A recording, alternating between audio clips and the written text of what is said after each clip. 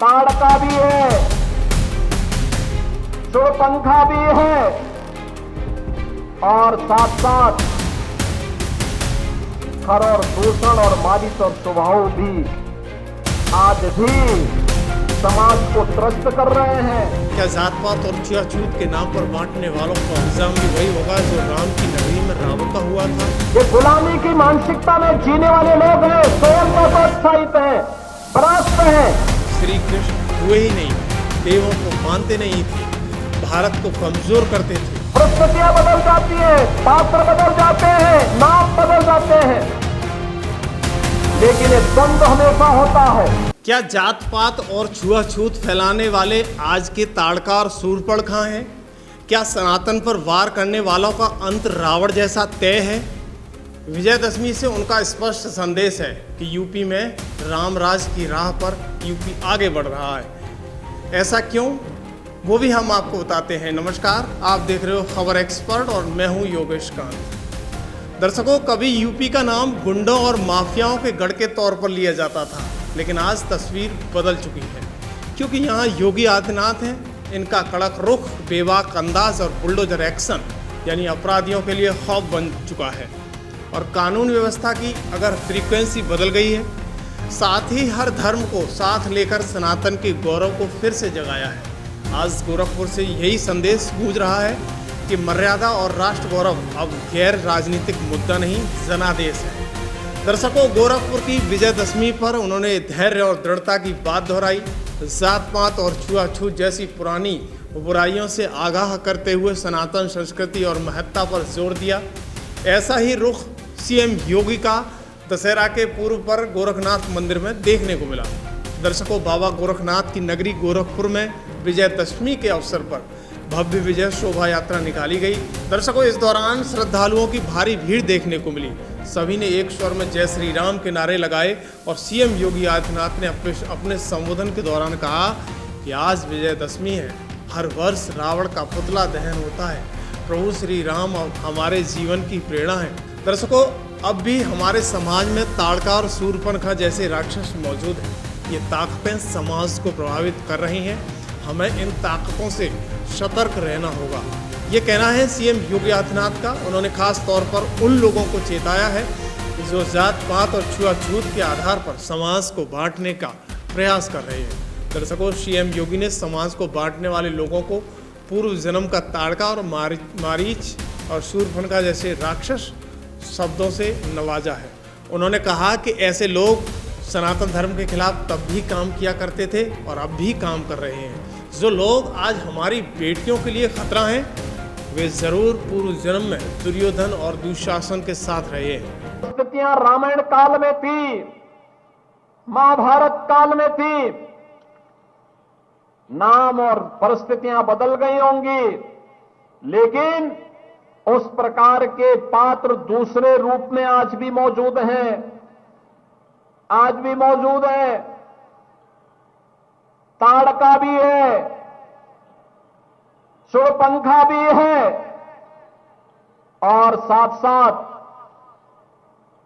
खर और दूषण और मारिच और स्वभाव भी आज भी समाज को त्रस्त कर रहे हैं। हमें इन्हें सतर्क रहना पड़ेगा, इनसे सतर्क रहना पड़ेगा, समाज को एकजुट करना पड़ेगा। ये जो जाति के नाम पर, छुआछूत और अस्पृश्यता के आधार पर समाज को बांटने वाले लोग हैं, ये वही लोग हैं जो पूर्व जन्म में किसी ताड़का, किसी मारीच और किसी शूरपंखा के सहयोगी रहे होंगे। उस समय भी उन्होंने बांटने का काम किया था, उस समय भी सनातन धर्म के खिलाफ वे लगातार कार्य करते रहे। आज भी याद करना, बेटी की सुरक्षा पर जो लोग खतरा बने हुए हैं, ये पूर्व जन्म में कोई दुर्योधन और कोई दुशासन जरूर रहा होगा, उनका शागिर्द जरूर रहा होगा और इसीलिए इतना दुस्साहस करते हैं, समाज को इन सब के प्रति सतर्क रहना पड़ेगा। दर्शकों, सनातन धर्म महज पूजा पद्धति नहीं बल्कि सभी जीव जंतुओं और पूरे ब्रह्मांड के कल्याण की गारंटी है, क्योंकि सनातन धर्म की व्यवस्था पर ही हम सबका विश्वास होना चाहिए। ऐसा कहना है यूपी के सीएम योगी आदित्यनाथ। सनातन धर्म केवल एक उपासना विधि नहीं, ये संपूर्ण मानव यानी जीव मानव ही नहीं, जीव कल्याण के साथ साथ चराचर जगत की सुरक्षा की गारंटी भी है। चराचर जगत के सुरक्षा की गारंटी।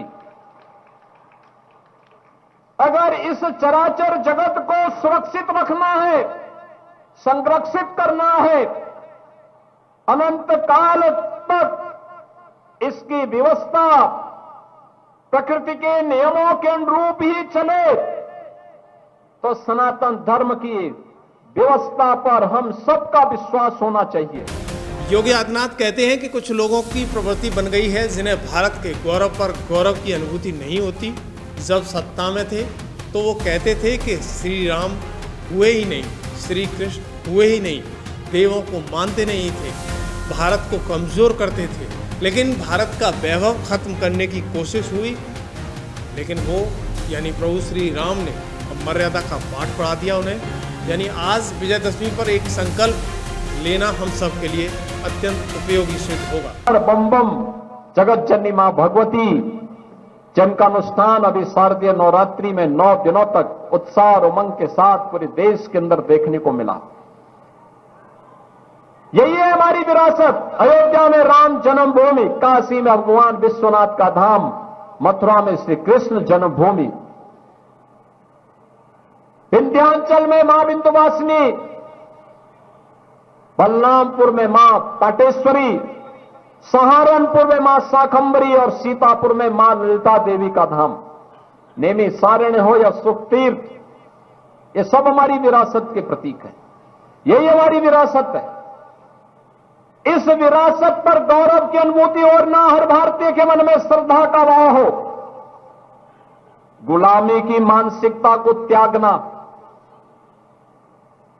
गुलामी की मानसिकता होती है जब व्यक्ति कहता साहब हम कैसे करेंगे, ये कैसे हो जाएगा, कैसे का मतलब क्या, ये हो जाएगा, ये संकल्प होना चाहिए। वैसे ही जैसे अयोध्या में राम मंदिर के लिए संकल्प था, रामलला हम आएंगे, मंदिर वहीं बनाएंगे, मंदिर बन गया ना। जो लोग कहते थे क्या बना लोगे, हम कहते थे बनाएंगे। आज वे कहते हैं कि साहब राम तो हमारे भी है, हम कहते थे तो राम तो सभी के हैं, लेकिन उस समय कहां थे जब तुम कहते थे राम तो एक मिथक है। ये वही लोग हैं,